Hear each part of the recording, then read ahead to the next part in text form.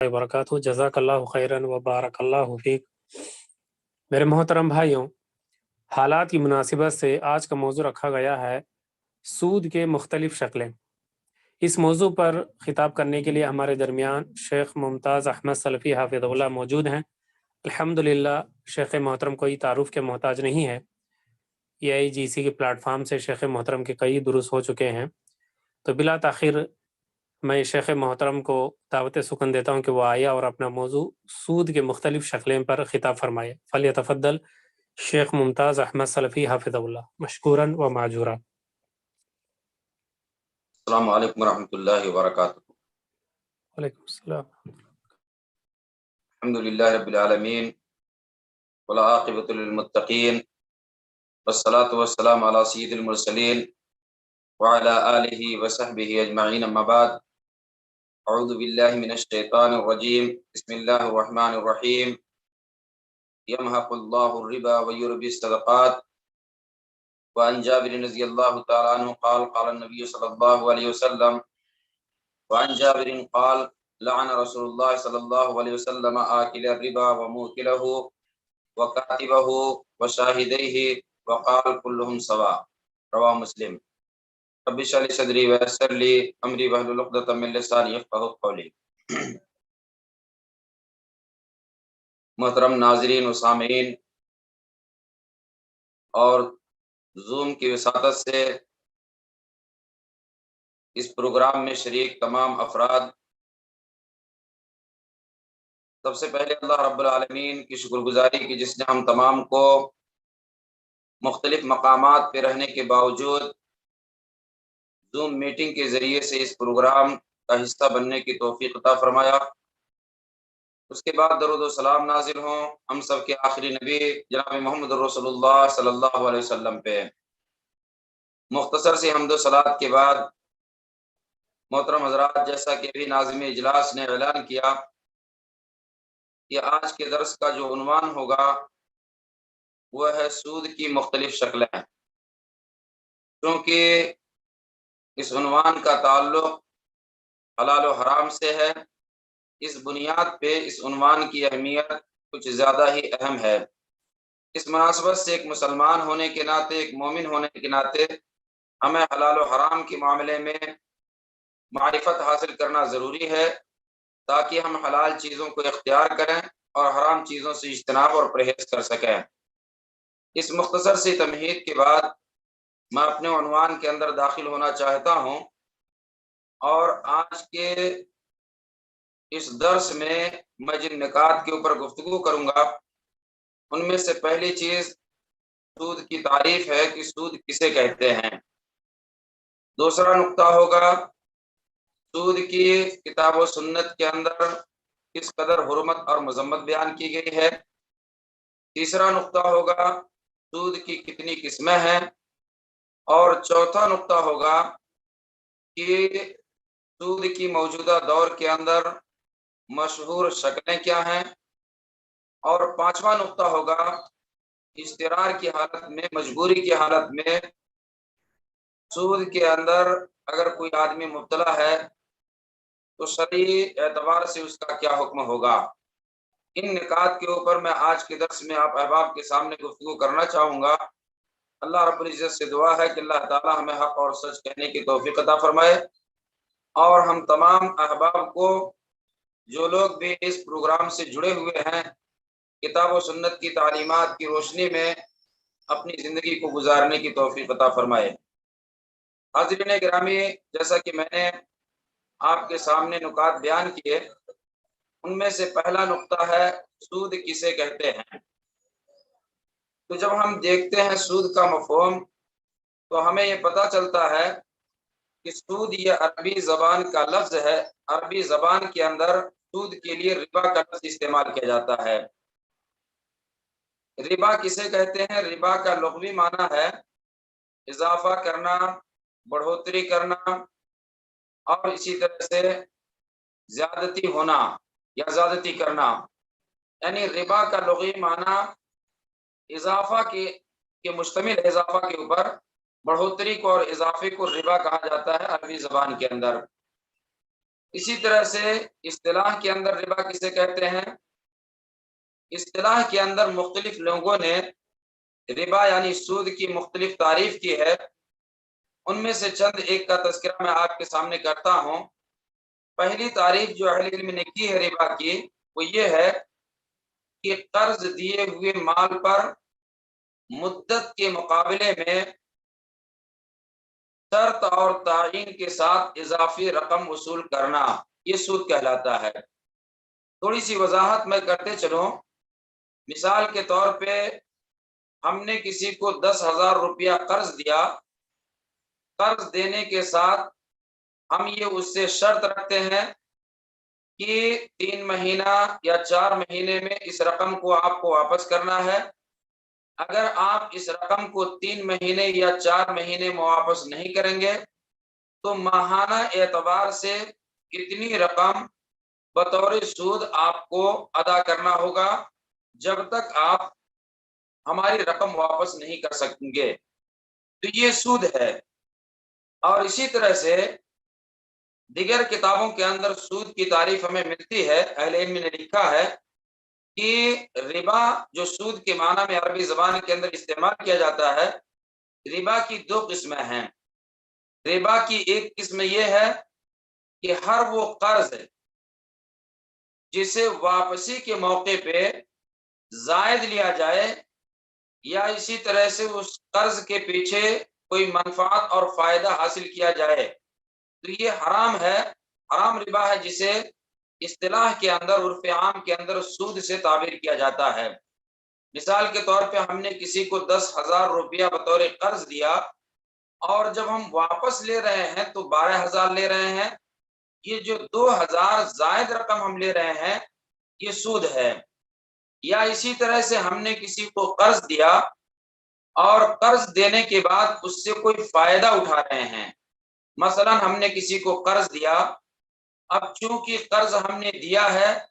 اس قرض دینے کی بنیاد پہ ہمیں کوئی ضرورت پڑتی ہے تو اس آدمی کو ہم استعمال کرتے ہیں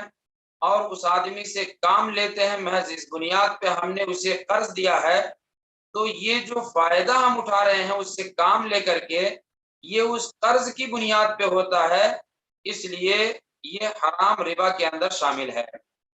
تو ربا کی 2 قسموں میں سے یا 2 شکلوں میں سے ایک شکل حرام شکل ہے، یعنی جو رقم ہم بطور قرض دے رہے ہیں واپسی کے موقع پہ زائد رقم وصول کرنا یا قرض دینے کے بعد اس قرض کے تحت کوئی فائدہ حاصل کرنا، یہ حرام شکل ہے جسے اردو زبان کے اندر سود سے تعبیر کیا جاتا ہے. ربا کی ایک دوسری شکل ہے جو جائز ہے. وہ شکل یہ ہے کہ ہم نے کسی کو کچھ رقم دیا لیکن ہم نے نہ تو اس سے شرط رکھی نہ تو ہم نے اس سے کوئی مدت کی تعین کی. جب وہ آدمی واپس کر رہا ہے تو واپسی کے موقع پہ بطور ہدیہ بطور تحفہ کچھ زائد رقم اگر ہمیں دے رہا ہے تو یہ سود کے زمرے میں نہیں آتا اور یہ چیز حلال ہے. یہ بنیادی فرق ہمیں اور آپ کو حلال اور حرام ربا کے اندر رکھنا چاہیے. یہ مختصر طور پہ ربا کی تعریف یا سود کی تعریف میں نے آپ کے سامنے کی، جس کا مستفاد اور ماحصل یہ ہے کہ ہم کچھ بھی اگر کسی کو بطور قرض دیتے ہیں اور اس قرض کے پیچھے کوئی فائدہ حاصل کرتے ہیں یا اس قرض کی واپسی کے موقع پہ زائد رقم وصول کرتے ہیں تو یہ عام الفاظ میں یا عمومی اصطلاح میں سود کہلاتا ہے اور یہی سود کا ڈیفینیشن اور سود کی یہی تعریف ہے. اتنی بات واضح ہونے کے بعد دوسرے نقطے پہ ہم غور کرتے ہیں کہ مذہب اسلام کے اندر سود کی حرمت اور سود سے متعلق کس قدر مذمت بیان کی گئی ہے. تو آئیے ہم کچھ دلائل کی طرف چلتے ہیں. ابھی قرآن مجید کی تلاوت پاک کے ذریعے سے ہمارا یہ بزم کا آغاز ہوا، ہماری اس محفل کا آغاز ہوا. اس کے اندر جن آیات کی تلاوت کی گئی ان میں سے ایک بنیادی طور پہ جو پہلی آیت پڑھی گئی اس کا ایک نقطہ میں آپ کے سامنے رکھنا چاہوں گا، جس کے اندر اللہ تبارک و تعالیٰ نے سود کی حرمت اور سود کی مذمت کو واضح انداز سے بیان کیا۔ چنانچہ سورہ بقرہ کی آیت مبارکہ ہے، آیت مبارکہ کا ایک ٹکڑا ہے، اللہ رب العالمین نے ارشاد فرمایا کہ یمحق اللہ الربا ویربی الصدقات، کہ اللہ رب العالمین سود کو مٹاتا ہے، اللہ تعالیٰ سود کو مٹاتا ہے اور صدقات کی تربیت کرتا ہے، صدقات کو بڑھاتا ہے۔ تو اس آیت کے ذریعے سے ہمیں یہ بات معلوم ہوتی ہے کہ سودی معاملات کی بنیاد پہ جو بھی ہم رقم حاصل کرتے ہیں، جو بھی فائدہ حاصل کرتے ہیں، اللہ تعالیٰ اسے مٹاتا ہے۔ مٹانے کی شکل کیا ہوتی ہے؟ مٹانے کی ایک شکل تو دنیاوی اعتبار سے ہم محسوس کر سکتے ہیں کہ جو آدمی سودی کاروبار کر کے مال کماتا ہے، اس کی مثال ایسے ہی ہے جیسے کسی آدمی کے بدن کے اندر ورم آ جائے۔ کسی آدمی کا بدن سوج جاتا ہے، ورم آ جاتا ہے، تو اسے طاقتور انسان نہیں کہیں گے، بظاہر وہ موٹا دکھتا ہے، لیکن اس کے اندر توانائی اور طاقت اس کے مطابق کے اعتبار سے نہیں رہتی ہے۔ تو یہی مثال سود کی ہے۔ اور آپ اگر دنیوی اعتبار سے لوگوں کو دیکھیں گے تو سب سے زیادہ ایک زمانے سے سودی کاروبار کرنے والے یہود ہیں، جن کا تذکرہ قرآن مجید کے اندر سود کے حوالے سے ہمیں ملتا ہے۔ آج آپ اگر دیکھیں گے تو ایک رپورٹ کے مطابق یہودی لوگ جو سودی کاروبار کر کے دنیا کی دولت کماتے ہیں، ایک رپورٹ کے مطابق آج بھی یہودیوں میں 75% افراد ایسے ہیں جو نیند کی گولی کھانے پہ مجبور ہیں۔ ان کے پاس دولت ہے، لیکن چونکہ حلال ذریعے سے دولت نہیں آئی ہے، سودی کاروبار کر کے انہوں نے دولت کمائی ہے، اس بنیاد پہ انہیں سکون میسر نہیں ہے۔ سکون کے اسباب تو انہوں نے اکٹھا کر لیے، لیکن جو فطری سکون انسان کو میسر ہوتا ہے، اس سکون سے وہ لوگ محروم ہیں۔ اس بنیاد پہ 75% ایسے افراد ہیں جو نیند کی گولی کھانے پہ مجبور ہوتے ہیں۔ اسی طرح سے سود کو مٹانے کی ایک شکل یہ ہوتی ہے کہ جو آدمی سودی کاروبار کرتا ہے، اس آدمی کی عبادت اللہ رب العالمین کے ہاں قبول نہیں ہوتی ہے۔ امام قرطبی رحمۃ اللہ علیہ نے اپنی کتاب تفسیر قرطبی کے اندر حضرت عبداللہ ابن عباس رضی اللہ تعالیٰ عنہ جو ترجمان القرآن ہیں، ان کی تفسیر نقل کی ہے یمحقو کے تعلق سے کہ حضرت عبداللہ ابن عباس رضی اللہ تعالیٰ عنہ کہتے ہیں کہ سود کو مٹانے کا مطلب یہ ہے کہ ایسا آدمی جو سود سے دولت کماتا ہے، اللہ رب العالمین اس کے حج کو قبول نہیں کرتا، اس کے صدقات کو قبول نہیں کرتا، اور اس کی عبادتوں کو اللہ رب العالمین قبول نہیں کرتا۔ تو اس اعتبار سے اگر آپ دیکھیں تو دنیا کے اندر بھی سودی کاروبار کرنے والوں کو اللہ تعالیٰ مٹاتا ہے، یعنی سکون سے وہ محروم ہو جاتے ہیں، ان کی دولت بے برکتی کا شکار ہو جاتی ہے، ان کی عبادتیں اللہ رب العالمین کے ہاں قبول نہیں کی جاتی ہیں۔ اور سودی کاروبار جو لوگ کرتے ہیں، سود سے لین دین کرتے ہیں، وہ لوگ قیامت کے دن جب اٹھیں گے تو اللہ تبارک و تعالیٰ نے فرمایا کہ جیسے شیطان کسی کے اوپر حملہ کر دیتا ہے اور آدمی حواس باختہ ہو جاتا ہے، اسے اپنے آپ کی فکر نہیں رہتی ہے، یہی کیفیت ان لوگوں کی ہوگی جو لوگ سودی کاروبار کرتے تھے۔ اس کے مقابلے میں جو لوگ صدقات دیتے ہیں اللہ رب العالمین کے راستے میں، تو اللہ تبارک و تعالیٰ صدقات کو بڑھاتا ہے۔ صحیح مسلم کی مشہور حدیث ہے کہ اللہ کے نبی علیہ الصلوۃ والسلام نے ارشاد فرمایا کہ ایک آدمی جب صدقہ کرتا ہے تو اللہ تبارک و تعالیٰ اس کے صدقے کی پرورش کرتا ہے۔ اور نبی علیہ الصلوۃ والسلام نے ارشاد فرمایا کما یربی احدکم فلوہ، اللہ تعالیٰ ایسے صدقات کی پرورش کرتا ہے جیسے تم میں سے کوئی آدمی اپنے بچڑے کی پرورش کرتا ہے۔ بچڑا ماں کے پیٹ سے جب پیدا ہوتا ہے تو چھوٹا رہتا ہے، آدمی اس کی پرورش کرتا ہے اور ایک دن وہ بڑا ہو جاتا ہے۔ تو ایسے اللہ تعالیٰ ہمارے صدقات کی پرورش کرتا ہے۔ پیارے نبی صلی اللہ علیہ وسلم نے فرمایا کہ حتی تکون مثل الجبل،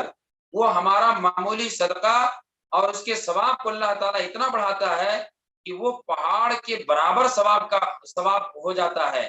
یہ اللہ رب العالمین نے اس آیت کے اندر بیان کر کے بتانا چاہا کہ ایک طرف صدقات کی اہمیت ہے تو دوسری طرف سود کی مذمت اللہ رب العالمین نے اس آیت کے ذریعے سے بیان فرمائی۔ اس کے بعد اگر آپ آگے بڑھیں گے تو آپ کو بے شمار دلائل میں سے مشہور ترین دلیل سود کی مذمت کے حوالے سے ملے گی۔ حضرت جابر رضی اللہ تعالیٰ عنہ حدیث کے راوی ہیں، صحیح مسلم کی حدیث ہے، پیارے نبی صلی اللہ علیہ وسلم نے سود سے ریلیٹڈ اور سود سے جو لوگ بھی منسلک رہتے ہیں ان تمام لوگوں کے اوپر پیارے نبی صلی اللہ علیہ وسلم نے لعنت فرمائی۔ حضرت جابر رضی اللہ تعالیٰ عنہ کہتے ہیں کہ لعن رسول اللہ صلی اللہ علیہ وسلم آکل الربا، کہ اللہ کے رسول صلی اللہ علیہ وسلم نے لعنت فرمائی اس آدمی کے اوپر جو سود کھاتا ہے، وَمُوكِلَهُ جو سود کھلاتا ہے، وَكَاتِبَهُ جو سودی معاملات کی لکھا پڑھی کرتا ہے، وَشَاهِدَيْهِ اور سود کے لین دین پہ جو گواہ ٹھہرتے ہیں ان کے اوپر بھی پیارے نبی صلی اللہ علیہ وسلم نے لعنت فرمائی۔ اور آپ صلی اللہ علیہ وسلم نے فرمایا کلہم سوا، سارے کے سارے لوگ برابر ہیں۔ یعنی گناہ کے اعتبار سے جو آدمی سود کھاتا ہے، جو سود کھلاتا ہے، جو سود کی لکھا پڑھی کرتا ہے،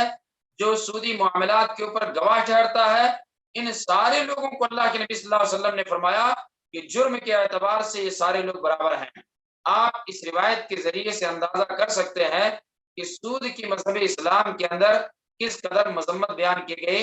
اور لعنت کا لفظ جب استعمال کیا جاتا ہے تو اللہ ابن تیمیہ رحمۃ اللہ علیہ فرماتے ہیں کہ لعنت کا مطلب ہوتا ہے البعد عن الرحمہ، کہ اللہ تبارک و تعالیٰ کی رحمت سے ایسا انسان دور ہو جاتا ہے جس آدمی کے اوپر شریعت کی طرف سے لعنت کے الفاظ استعمال کیے جاتے ہیں۔ تو اس روایت سے بھی پتہ چلتا ہے کہ سود کے اندر جو لوگ بھی کسی بھی نہ کسی ناحیے سے انوالو ہوتے ہیں، شریک ہوتے ہیں، ان تمام لوگوں کے اوپر پیارے نبی صلی اللہ علیہ وسلم نے لعنت فرمائی۔ اس کے بعد ایک تیسری روایت ملتی ہے جو اس سے بھی شدید ترین ہے۔ حضرت عبداللہ ابن حنظلہ رضی اللہ تعالیٰ عنہ کہتے ہیں کہ پیارے نبی صلی اللہ علیہ وسلم نے ارشاد فرمایا کہ درہم ربن یاکلہ الرجل وہو یعلم اشد من 36 زنیۃ۔ یہ روایت مسند احمد کے اندر ہے اور علامہ البانی رحمۃ اللہ علیہ نے مشکات المصابیح کی تحقیق کے موقع پہ اس روایت کو درست قرار دیا ہے۔ اس روایت کے اندر اللہ کے نبی صلی اللہ علیہ وسلم نے سودی معاملات کی بڑے شدید انداز میں مذمت بیان کی۔ رسول اللہ صلی اللہ علیہ وسلم نے ارشاد فرمایا، حضرت عبداللہ ابن حنظلہ رضی اللہ تعالیٰ عنہ کہتے ہیں کہ اللہ کے نبی صلی اللہ علیہ وسلم نے فرمایا کہ سود کا ایک درہم یا سود کا 1 روپیہ آدمی کھاتا ہے جان بوجھ کر کے، یعنی آدمی جانتا ہے کہ یہ سودی پیسہ ہے اور سودی پیسے کو جانتے بوجھتے وہ 1 روپیہ 1 درہم اگر کھاتا ہے تو اللہ کے نبی صلی اللہ علیہ وسلم فرماتے ہیں کہ اشد من 36 زنیہ، 36 مرتبہ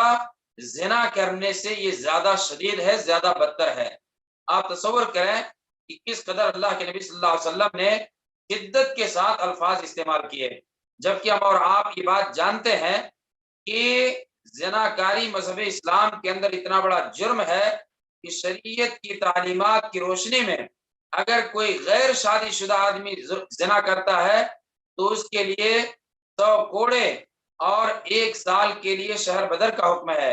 اور اگر کوئی شادی شدہ یہ کام کرتا ہے تو شریعت کا یہ حکم ہے کہ اسے رجم کر دیا جائے گا، پتھر سے مار مار کر کے اسے ختم کر دیا جائے گا۔ یہ شریعت کے شدید ترین احکامات ہیں زانی سے متعلق، لیکن اللہ کے نبی صلی اللہ علیہ وسلم نے اس حدیث کے اندر 36 مرتبہ زنا سے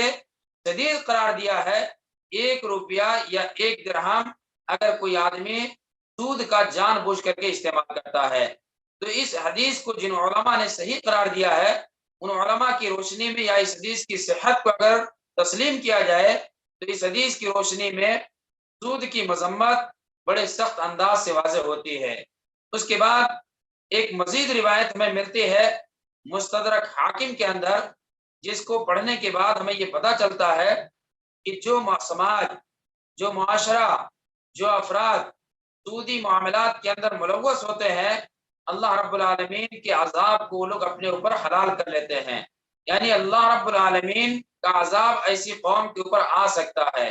پیارے نبی صلی اللہ علیہ وسلم نے فرمایا، حضرت عبداللہ بن عباس رضی اللہ تعالیٰ عنہ حدیث کے راوی وہ کہتے ہیں، اذا ظہر الزنا والربا فی قریۃ، کہ جب کسی بستی میں زناکاری اور سود خوری عام ہو جائے، فقط احلوا بانفسہم عذاب اللہ، تو ایسی قوم کے لوگ، ایسی بستی کے لوگ اپنے اوپر اللہ رب العالمین کے عذاب کو حلال کر لیتے ہیں۔ یعنی جس قوم کے اندر، جس سماج اور معاشرے کے اندر، جس بستی کے اندر، جس شہر کے اندر یہ دو برائیاں پھیل جائیں، ایک سود خوری عام ہو جائے اور ایک زناکاری اور بدکاری عام ہو جائے، تو ایسے لوگ اللہ رب العالمین کے عذاب کو اپنے اوپر حلال کر لیتے ہیں۔ یعنی اللہ رب العالمین کا عذاب ایسی قوم کے اوپر آ پہنچتا ہے یا آ سکتا ہے۔ آپ تصور کریں کہ پیارے نبی صلی اللہ علیہ وسلم نے اس حدیث کے اندر زناکاری اور سود خوری کو کس قدر مذموم الفاظ میں بیان کیا، کتنی شدت کے ساتھ اس کی مذمت بیان کی۔ اس کے بعد ایک اور روایت ملتی ہے جو میں آپ کے سامنے رکھنا چاہوں گا۔ حدیث کے راوی حضرت عبداللہ بن مسعود رضی اللہ تعالیٰ عنہ ہیں۔ ابن ماجہ کی حدیث سے پیارے نبی صلی اللہ علیہ وسلم سے وہ نقل کرتے ہیں کہ اللہ کے نبی علیہ الصلوۃ والسلام نے ارشاد فرمایا کہ الربا ثلاثۃ وسبعون بابا، اس سود کے 73 دروازے ہیں، 73 دروازے ہیں سود کے۔ وَأَيْسَرُهَا أَن يَنكِحَ الرَّجُلُ أُمَّهُ، اور سب سے آسان ترین، سہل ترین دروازہ یہ ہے کہ آدمی اپنی ماں کے ساتھ نکاح کرے، یعنی اپنی ماں کے ساتھ بدکاری کرے۔ آپ تصور کریں کہ اس حدیث کے اندر پیارے نبی صلی اللہ علیہ وسلم نے کتنے سخت الفاظ میں، کتنے سخت انداز میں سود خوری کی مذمت کو بیان کیا۔ اور آدمی ان حقائق کو اگر جان لیتا ہے، ان حقائق کو اگر سمجھ لیتا ہے، تو کبھی بھی سودی معاملات کے قریب انسان نہیں جائے گا۔ اور اسی طرح سے برزخی اعتبار سے اگر دیکھا جائے کہ سود کیا انجام ہوتا ہے برزخ کے اندر، تو ایسی صورت میں انسان کے رونگٹے کھڑے ہو جاتے ہیں۔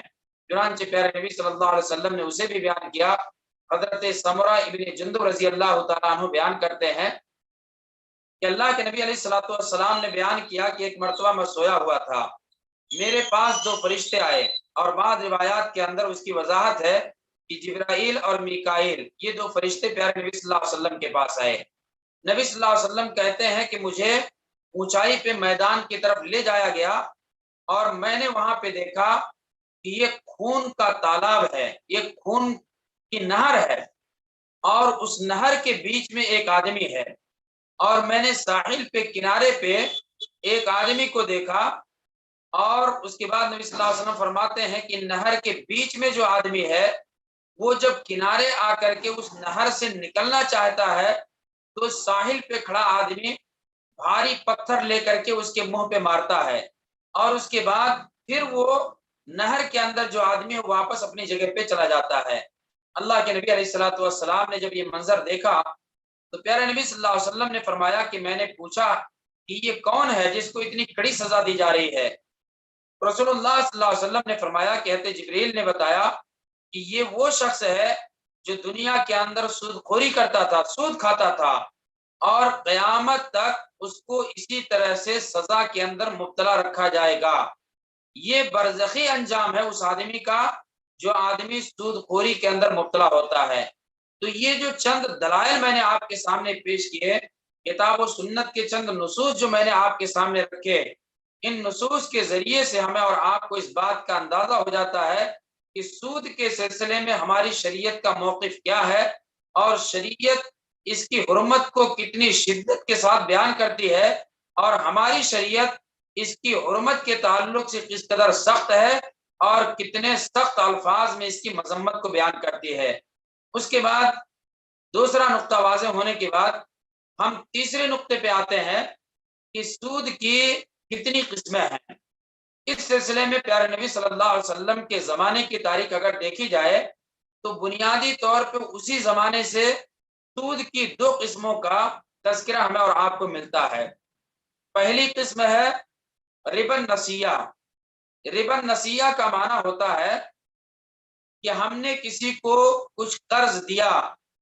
اور قرض کی واپسی کے موقع پہ زائد مال لیا جائے۔ ابھی میں نے شروع میں اس بات کی وضاحت کی ہے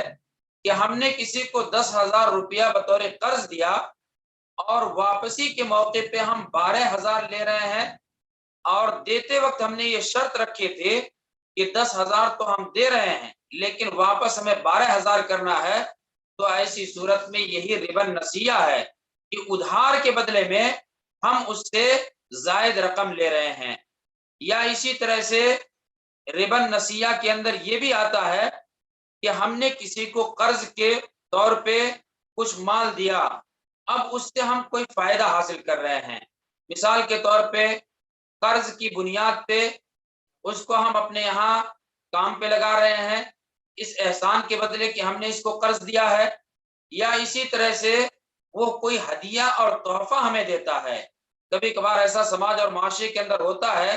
کہ ہم نے کسی کو 10,000 روپیہ قرض دیا، قرض دینے سے پہلے وہ ہمیں ہدیہ نہیں دیتا تھا، تحفہ نہیں دیتا تھا،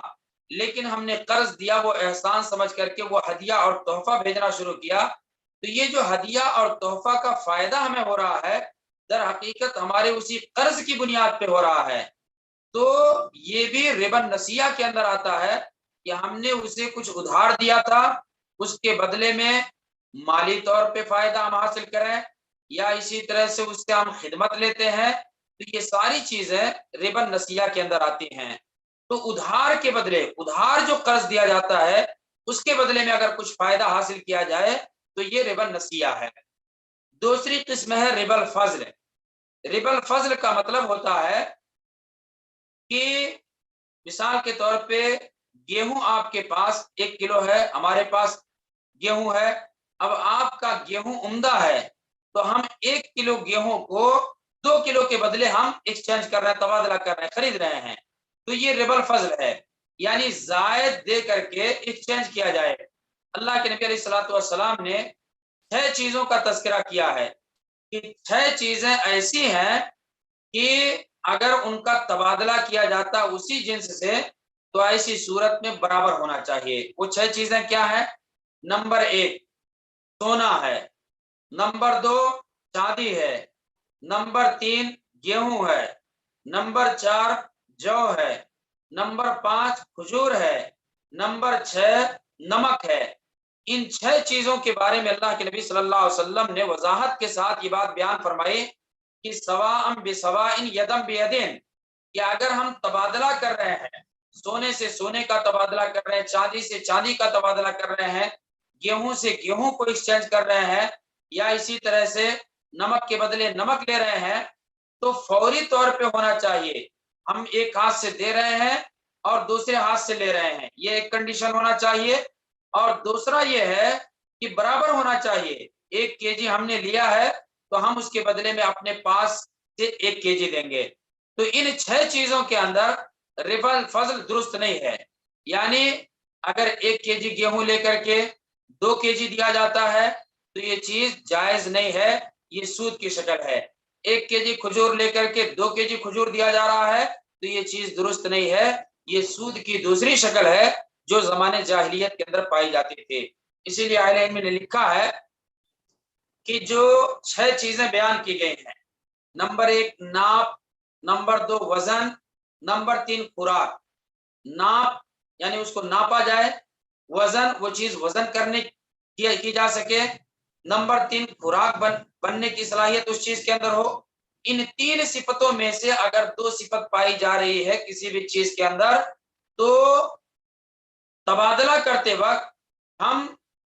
کم چیز لے کر کے زیادہ چیز نہیں دے سکتے ہیں، برابر سرابر لینا دینا ہوگا، اور اس کے اندر ادھار بھی جائز نہیں ہے۔ اور اگر جنس کی تبدیلی ہو جاتی ہے، مثال کے طور پہ ہم گیہوں لے رہے ہیں اس کے بدلے میں کھجور دے رہے ہیں، تو 1 kg گیہوں کے بدلے میں 2 kg کھجور یعنی زائد یا اضافہ کے ساتھ ہم ایکسچینج کر سکتے ہیں۔ تو بہرحال یہ ربا الفضل ہے جس کا تذکرہ میں نے آپ کے سامنے کیا۔ اللہ تبارک و تعالیٰ نے جب سود کی حرمت بیان کی تو ان دونوں شکلوں کی حرمت بیان کی۔ چنانچہ قرآن مجید سورہ بقرہ کے اندر اللہ رب العالمین نے ارشاد فرمایا یا ایھا الذین آمنوا اتقوا اللہ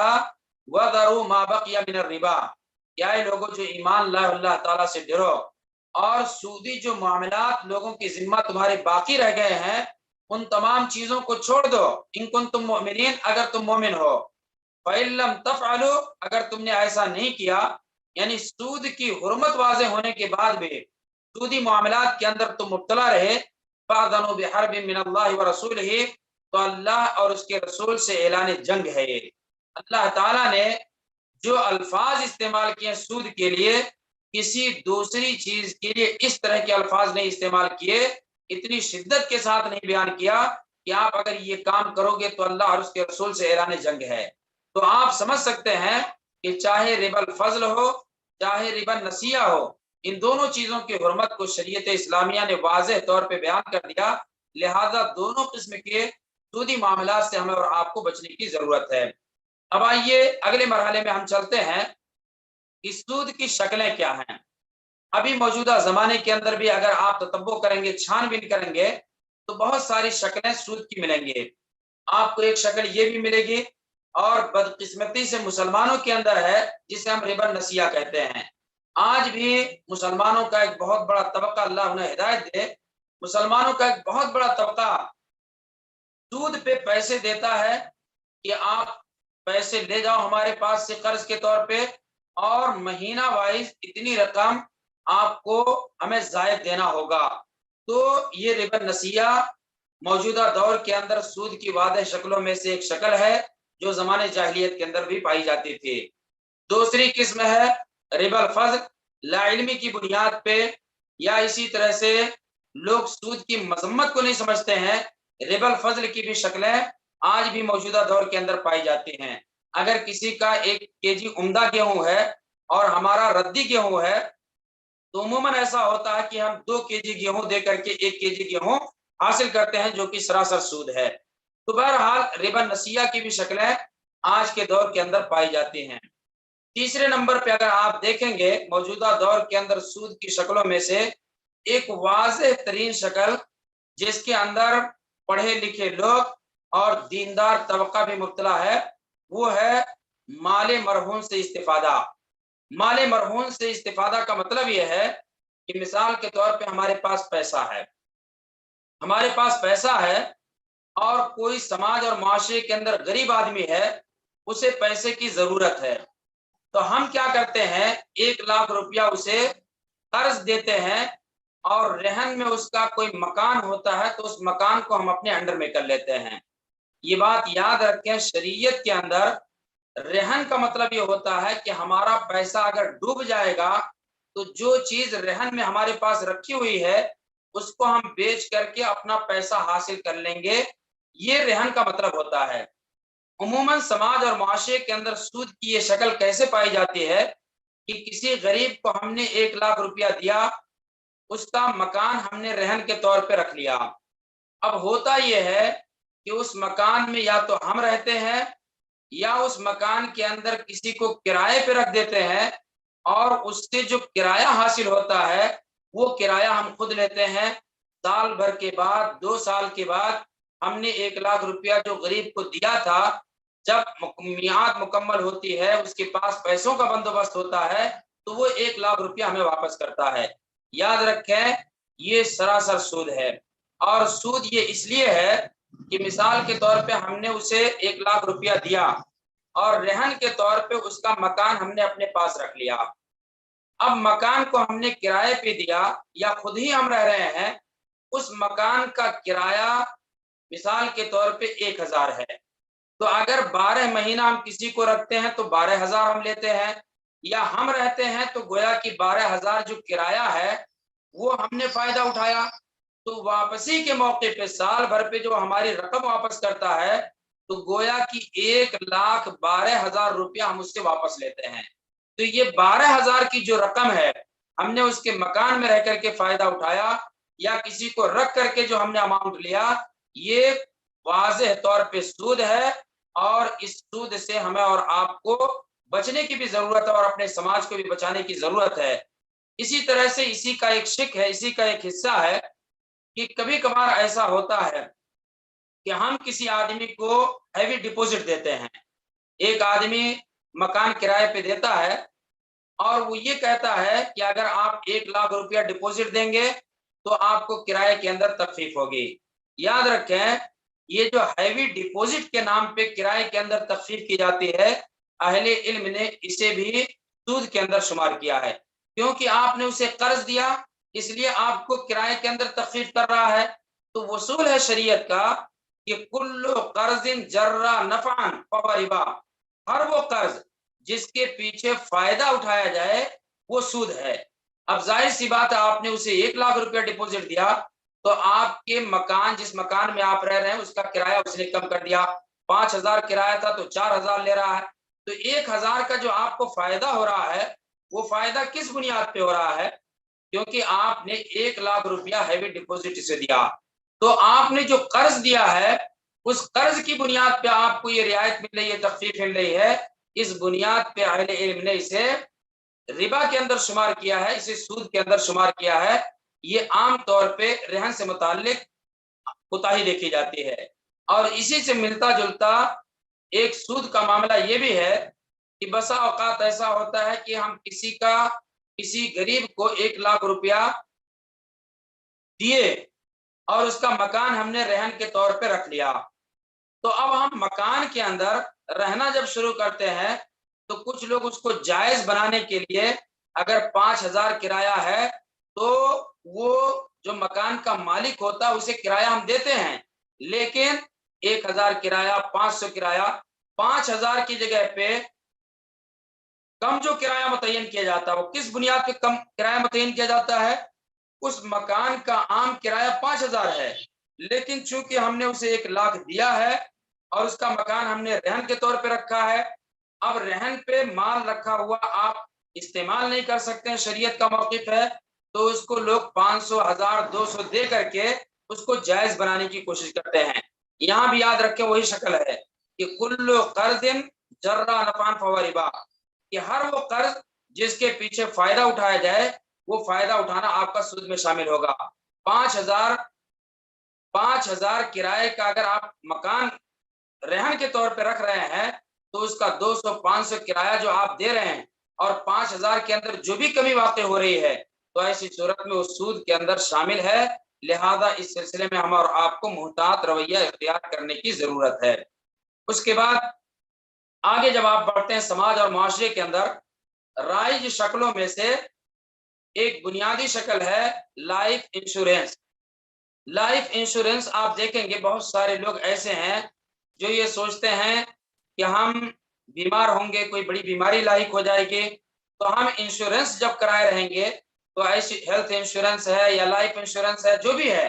انشورنس کے نام پہ جتنی بھی شکلیں ہیں ان تمام کے اندر ربا شامل ہے، کیونکہ ہم جو جمع کرتے ہیں رقم اگر ہم نے بیچ میں ڈسکنیکٹ کر دیا تو ہماری وہ رقم کاٹ لی جاتی ہے، ہمیں وہ رقم واپس نہیں ملتی ہے، اور اگر ہم اس سلسلے کو جاری رکھے 10,000 روپیہ ہم نے انشورنس کے نام پہ جمع کیا اور معاہدے کے مطابق جب ہمیں ضرورت پڑتی ہے تو ہمیں 2,00,000 5,00,000 روپیہ واپس ملتا ہے، تو یہ انشورنس کی جو کمپنیاں ہوتی ہیں سودی کمپنی ہوتی ہیں، ہم سے اور آپ سے انشورنس کے نام پہ پیسہ لے کر کے وہ سودی معاملات میں لگاتے ہیں اور اس کے بعد جب کسی کو ضرورت پڑتی ہے تو معاہدے کے مطابق دیتے ہیں۔ تو یاد رکھیں جو انشورنس کا معاملہ ہے، لائف انشورنس ہے یا ہیلتھ انشورنس ہے جو بھی ہے، تو جتنی ہم رقم دیے ہیں جمع کیے ہیں اتنی رقم تو ہم واپس لے سکتے ہیں، ہمارے مرنے کے بعد اگر وہ رقم مل رہی ہے تو جتنا ہم نے جمع کیا ہے اتنی رقم واپس لی جا سکتی ہے، اور جو زائد رقم ہوگی وہ زائد رقم سود کے اندر شمار کیا جائے گا اور سراسر وہ سود ہے۔ اور آج یہ بھی شکل ہمارے سماج اور معاشرے کے اندر کثرت سے موجود ہے، لوگ پڑھے لکھے لوگ دیندار طبقے کے لوگ بھی اس طرح کے سودی معاملات کے اندر مبتلا ہیں، ان سے بھی ہمیں اور آپ کو اپنے آپ کو اور اپنے سماج اور معاشرے کو بچانے کی ضرورت ہے۔ اس کے بعد آگے ہم بڑھتے ہیں تو بینک کا سودی معاملہ جو ہوتا ہے، بینک کے اندر بہت سے لوگ پیسہ اس لیے رکھتے ہیں تاکہ اس سے جو سود کی رقم حاصل ہوتی ہے اس سود کی رقم کو ہم حاصل کریں اور وہ فائدہ اور بینیفٹ حاصل کریں۔ یاد رکھیں بینک میں پیسہ رکھنا یہ ہماری ایک مجبوری ہے، کیونکہ عموماً بر صغیر کے اندر اور دنیا کے اندر اکثر جو بینکس ہیں یہ سودی کاروبار کرتے ہیں، سودی معاملات پہ مشتمل ہیں. ان کے اندر اکاؤنٹ رکھنا، کھاتا کھولنا، پیسہ جمع کرنا یہ ہماری مجبوری ہے. تو مجبوری کی بنیاد پہ اتنا ہی ہم اسے استعمال کریں گے. اس سے زائد جو لوگ سود حاصل کرنے کے لیے رقم جمع کرتے ہیں اور اسی طرح سے جو لوگ بینکوں سے ملنے والے سود کو استعمال کرتے ہیں، تو یاد رکھیں سود خوری کی شکلوں میں سے یہ ایک شکل ہے کہ بینک میں اس لیے پیسہ رکھا جاتا ہے کہ وہاں سے ہمیں سود ملے گا، یا بینک میں کسی بھی بنیاد پہ پیسہ حفاظت کے لیے یا کسی وجہ سے پیسہ رکھا جاتا ہے اور وہاں سے اگر اس کے اوپر سود لگ کر کے آتا ہے تو احتیاط کے بغیر اس کو استعمال کر لینا یہ بھی سود کھانا ہے اور صراحتاً سود استعمال کرنا ہے. اس شکل سے بھی ہمیں اور آپ کو بچنے کی ضرورت ہے. اسی طرح سے آپ دیکھیں گے پانچویں جو چیز میں نے ذکر کی ہے، اس طرح کی بہت ساری شکلیں ابھی جو میں نے ذکر کیا، مثال کے طور پہ رہن پہ رکھے ہوئے مال کو سے جو ہم فائدہ اٹھاتے ہیں، یا لائف انشورنس کے نام پہ بہت ساری چیزیں اپناتے ہیں، یا بینک کے جو سود ہوتے ہیں، اس طرح کی چھوٹی بڑی شکلیں، بہت ساری شکلیں جزئی طور پہ ہمارے سماج اور معاشرے کے اندر موجود ہیں. اور شریعت نے جو اصول بتایا ہے اور سود کی جو اہل علم نے تعریف کی ہے، کسی بھی لین دین کے موقع پہ ان تعریفات کو منطبق کریں گے، فٹ کریں گے. اگر سود کی تعریف اس کے اوپر صادق آتی ہے تو ایسی صورت میں ہمیں اور آپ کو اسے سود سمجھتے ہوئے بچنے کی ضرورت ہے. یا اگر مشکوک معاملہ ہوتا ہے، اس کا حکم واضح نہیں ہوتا ہے، تو ایک مومن آدمی کی ذمہ داری ہوتی ہے کہ اس سے بھی بچے. اللہ کے نبی علیہ الصلوۃ والسلام نے ارشاد فرمایا کہ الحلال بین والحرام بین وبینہما مشتبہات فاتقوا المشتبہات، کہ حلال چیزیں واضح ہیں، حرام چیزیں واضح ہیں، ان دونوں کے درمیان کچھ مشتبہ چیزیں ہیں جن کا حکم واضح نہیں ہو پا رہا ہے کہ یہ چیز حلال ہے یا حرام ہے. تو اللہ کے نبی صلی اللہ علیہ وسلم نے فرمایا مشتبہ چیزوں سے تم بچو. تو اب جو جدید چیزیں ہیں یا جدید شکلیں ہیں، اگر ہماری نگاہ کے اندر وہ چیز مشکوک ہے تو ہماری یہ کوشش ہونی چاہیے کہ ہم اس سے بچیں اور حلال اور پاکیزہ جن معاملات کے اندر شریعت نے واضح کر دیا ہے کہ یہ چیزیں حلال اور پاکیزہ ہیں، انہی راستوں کو ہم منتخب کریں. یہی ہماری شریعت کی طرف سے ہمیں تعلیم ملتی ہے. اب پانچویں نقطے پہ اور آخری نقطے پہ ہم آتے ہیں کہ بسا اوقات ایسا ہوتا ہے اضطراری حالت میں ہمیں بینکوں سے رابطہ کرنا پڑتا ہے. یاد رکھیں ہم لوگ ایسے ہی دور میں زندگی گزار رہے ہیں اور اللہ کے نبی صلی اللہ علیہ وسلم کی حدیث بھی ہے کہ ایک دور ایسا آئے گا کہ سارے لوگ سود کے اندر مبتلا ہوں گے، اور اگر کوئی بچے گا تو ایسی صورت میں اس آدمی کے تک سود کا گرد اور سود کا غبار ضرور پہنچے گا. بہرحال اس حدیث کی تو میں نے تحقیق نہیں کی ہے کہ اس حدیث کا درجہ کیا ہے، لیکن میں نے جو مطالعہ کیا ہے، بڑے بڑے اہل علم نے اس حدیث کا تذکرہ کیا ہے. تو بہرحال ہم ایسے دور میں زندگی گزار رہے ہیں کہ قدم قدم پہ ہمیں سود کے اندر مبتلا کرنے کی کوشش کی جا رہی ہے. مثال کے طور پہ آپ گاڑی خرید رہے ہیں،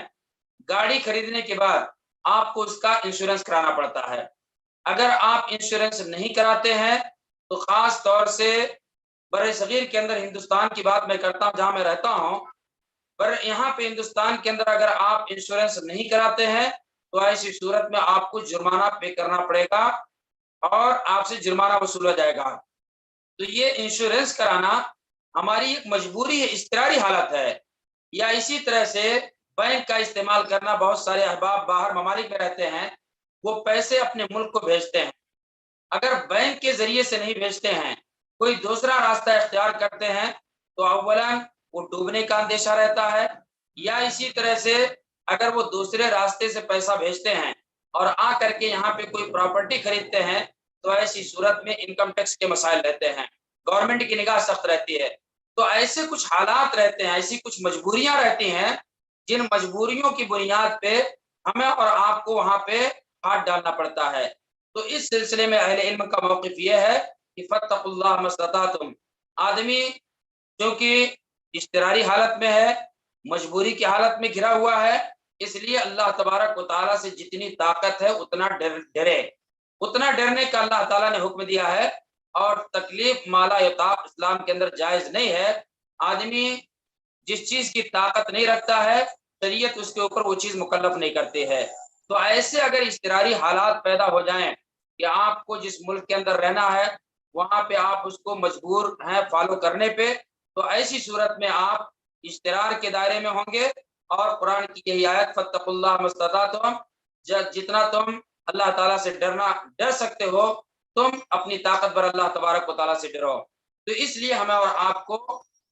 اگر مجبور ہو جاتے ہیں، اضطراری حالت ہو جاتی ہے، تو ایسی صورت میں ہم ضرورت بھر کا اضطرار کی حالت میں جو شریعت نے حرام چیزوں کو مباح کیا ہے اتنے مقدار میں ہم اس کو استعمال کریں گے۔ لیکن اس کا بہانہ بنا کر کے ہم بہت ساری حرام شکلوں کی طرف چلے جاتے ہیں۔ مثال کے طور پہ آپ دیکھیں گے ہندوستان کے اندر اور ہو سکتا ہے دیگر ممالک کے اندر بھی ہو، بینک جو ہوتے ہیں جو سودی معاملات کرتے ہیں یا اے ٹی ایم مشینیں جو بیٹھاتے ہیں، چونکہ ان کا معاملات سود کے اوپر ہوتا ہے، سود کے اوپر یہ ساری چیزیں ڈیپینڈ ہوتی ہیں۔ کتنے ایسے مسلمان آپ کو ملیں گے جو اپنی دکان کو کرائے پہ بینک کے لیے دیتے ہیں کیونکہ وہاں سے انہیں زیادہ کرایہ ملتا ہے، یا اپنی دکان کو اے ٹی ایم مشینوں کے لیے دیتے ہیں۔ یاد رکھیں جو بھی سودی کاروبار ہوتا ہے، جہاں پہ بھی سودی معاملات ہے، کسی بھی طور پہ ہم ان کو تعاون نہیں پہنچا سکتے۔ اللہ تعالیٰ کا فرمان ہے، سورہ مائدہ کی ابتدائی آیات ہیں کہ تعاونوا علی البر والتقوی ولا تعاونوا علی الاثم والعدوان، کہ گناہ اور سرکشی کے کام میں کسی کی آپ مدد نہیں کر سکتے ہیں۔ تو آج بھی آپ دیکھیں گے سود کی شکلوں میں سے ایک واضح شکل یہ ہے کہ بہت سارے لوگ اپنی دکان کو بینک کے لیے دیے ہوئے ہیں، وہ بینک جو اسلامی بینک نہیں ہے بلکہ سودی معاملات کے اوپر ان کا انحصار ہے۔ اے ٹی ایم مشینیں بینک کے ذریعے سے لگائی جاتی ہیں جو ایسے بینکوں کے تحت چلتے ہیں جن کا انحصار سودی معاملات پہ ہے، تو ایسے لوگوں کو کرائے پہ دے کر کے جو رقم حاصل کی جاتی ہے، یاد رکھیں وہ حرام ہے۔ نہ تو ہم سود کے اندر خود داخل ہو سکتے ہیں، نہ ہی سودی معاملات میں ہم کسی کی مدد کر سکتے ہیں۔ یہاں تک کہ علماء کے اگر آپ فتاوے دیکھیں گے تو اگر بینک کے اندر کسی بھی طور پہ کوئی آدمی نوکری کرنا چاہتا ہے تو ایسی صورت میں اہل علم نے اس کی گنجائش نہیں رکھی ہے۔ اللہ کی زمین کشادہ ہے، وہ آدمی کہیں پہ بھی روزی تلاش کر لے، لیکن جہاں پہ سودی معاملات ہوتے ہیں وہاں پہ انسان مدد نہیں کر سکتا ہے، وہاں پہ خدمت انجام نہیں دے سکتا ہے، ملازمت نہیں کر سکتا ہے، کسی بھی طور پہ اس کمپنی کو تعاون نہیں دے سکتا ہے۔ اور جہاں تک معاملہ ہے اشترار کا، تو اشترار کی حالت میں وہی حکم ہوگا جو حکم میں نے آپ کے سامنے بیان کیا۔ تو بہرحال یہ چند باتیں تھی جو میں نے آپ کے سامنے رکھی ہیں کہ سود کی تعریف یہ ہے کہ آدمی جو رقم بطور قرض دیتا ہے اس سے زائد وصول کرے یا اس کے پیچھے کوئی فائدہ حاصل کرے۔ سود کی مذمت سے متعلق کتاب و سنت کی مختلف دلائل اور نصوص آپ کے سامنے رکھے گئے، اور اسی طرح سے سود کی قسمیں جو اللہ کے نبی صلی اللہ علیہ وسلم کے زمانے میں دو بنیادی قسمیں تھیں، ربا الفضل اور ربا النسیہ، اور آج بھی وہ شکلیں موجود ہیں، ان کا تذکرہ کیا گیا۔ اور موجودہ دور کے اندر سود کی جو واضح شکلیں ہیں جو مسلمانوں کے اندر کثرت سے پائی جاتی ہیں ان کا تذکرہ آپ کے سامنے کیا گیا، جن میں سے پہلی چیز رہن پہ رکھے ہوئے گھروں کا معاملہ ہے۔ یہ چیز حرام ثابت ہوتا ہے۔ البتہ یہ چیز میں بتانا آپ کے سامنے نہیں بتا سکا کہ رہن کے طور پہ اگر ہم کوئی مال رکھتے ہیں تو صرف جانور ایسے ہیں کہ اگر ہم رہن کے طور پہ رکھتے ہیں تو اس سے فائدہ اٹھا سکتے ہیں۔ مثال کے طور پہ کسی کا اونٹ ہم نے رکھا، کسی کی بکری ہم نے رکھی، تو چونکہ روزانہ ہمیں ان کے غذا کا انتظام کرنا پڑتا ہے، اس لیے ہم ان کے لیے ان کے دودھ کا استعمال کر سکتے ہیں، ان سے سواری کر سکتے ہیں، اس کے دلائل ہمیں ملتے ہیں۔ بقیہ کسی بھی چیز کو اگر ہم رہن کے طور پہ رکھتے ہیں تو ہم اس کو استعمال کرنے کی مجاز نہیں ہوں گے۔ اور اسی طرح سے اخیر میں چلتے چلتے آپ کے سامنے اضطراری حالات جن میں ہم لوگ گرے ہوئے ہیں، ان اضطراری حالات کے تعلق سے اہل علم کا موقف کیا ہے اس کو میں نے آپ کے سامنے رکھا۔ یہ چند باتیں تھیں جو سود سے متعلق اور اپنے عنوان کے تناظر میں نے آپ کے سامنے رکھنے کی کوشش کی ہے۔ اللہ رب العزت سے دعا کہ اللہ تعالیٰ سود کی جتنی بھی چھوٹی بڑی شکلیں ہیں، اللہ تعالیٰ ان تمام شکلوں سے ہم تمام مسلمانوں کی حفاظت فرمائے، اور تمام مسلمانوں کو سود کی مذمت اور شریعت اسلامیہ نے سود کی مذمت کے لیے جو شدت اختیار کی ہے اس کو سمجھنے کی توفیق عطا فرمائے، تاکہ ہم سود سے اجتناب اور پرہیز کر سکیں اور ہم پاکیزہ روزی استعمال کر سکیں، پاکیزہ روزی کے لیے تگ و دو کر سکیں، کیونکہ پاکیزہ روزی ہمارے لیے عبادات کی قبولیت کا ذریعہ ہے، دنیا کے اندر سلامتی کا ذریعہ ہے، مرنے کے بعد ہماری اخروی کامیابی اور نجات کا امکان ہے۔ اس کے مقابلے میں حرام چیز جو ہم استعمال کرتے ہیں یا حرام ذریعے سے حاصل کرتے ہیں وہ ہمارے لیے وبال جان ہے۔ مشہور حدیث عبداللہ بن مسعود رضی اللہ تعالیٰ عنہ کی، اللہ کے نبی علیہ الصلوۃ والسلام نے فرمایا کہ بنو آدم کے قدم اپنی جگہ سے جنبش نہیں کر سکتے ہیں قیامت کے دن اللہ کے سامنے، جب تک کہ اللہ تعالیٰ 5 چیزوں سے متعلق اس سے سوال نہ کر لے۔ ان میں سے 2 سوال مال سے متعلق ہوگا، ان مالہ من این اکتسبہ، مال کے متعلق اللہ پوچھے گا کہاں سے کمایا، وفیما انفقہ، دوسرا سوال ہوگا اس نے کہاں پہ خرچ کیا۔ تو مال ہم کہاں سے کما رہے ہیں اس کے اوپر ہماری سخت نگاہ ہونی چاہیے، تاکہ اللہ رب العالمین کو ہم قیامت کے دن صحیح جواب دے سکیں اور اللہ رب العالمین کی سرخروئی ہمیں حاصل ہو سکے، اور حلال و حرام کے معاملے میں امتیاز اور فرق کو ملحوظ رکھتے ہوئے اللہ کی رضا جوئی اور اللہ کی خوشنودی کو حاصل کرنے میں ہم کامیاب ہو سکیں۔ اللہ تعالیٰ سے دعا کہ اللہ رب العالمین ہم تمام کو کہی گئی باتوں کے اوپر عمل پیرا ہونے کی توفیق عطا فرمائے۔ اور اخیر میں چلتے چلتے میں ٹیم کے تمام ذمہ داران اور کارکن اور اراکین کا شکریہ ادا کرنا چاہتا ہوں کہ ایک بار اس زوم میٹنگ کے ذریعے سے ہم تمام لوگوں کو اس اہم ترین عنوان سے کے ذریعے سے جوڑنے کا انہوں نے موقع فراہم کیا، اور فائدے اور استفادے کی ایک محفل منعقد ہوئی۔ اور اسی طرح سے جو لوگ بھی اس پروگرام کا حصہ ہیں یا جو لوگ بھی سن رہے ہیں، میں تمام لوگوں کو مبارکبادی پیش کرتا ہوں کہ اس پرفتن دور میں، مادیت کے دور میں، آپ کی دین سے جو محبت ہے اور محبت کی بنیاد پہ آپ اس دینی پروگرام کا حصہ بنے ہیں، اللہ تعالیٰ آپ کی اس کوشش کو قبول فرمائے، آپ کے علم میں اس طرح کے پروگراموں کو اضافہ کا ذریعہ بنائے، اور اس مجلس میں شرکت کو اللہ رب العالمین آپ کے لیے ذریعہ نجات بنائے۔ اللہ تعالیٰ ہم تمام کو اپنے دین کا خادم بنائے، جب تک زندہ رکھے، دین اسلام کے اوپر قائم دائم رکھے، اور جو ہمارا خاتمہ ایمان بالخیر پہ ہو۔ آمین۔ وآخر دعوانا الحمدللہ رب العالمین۔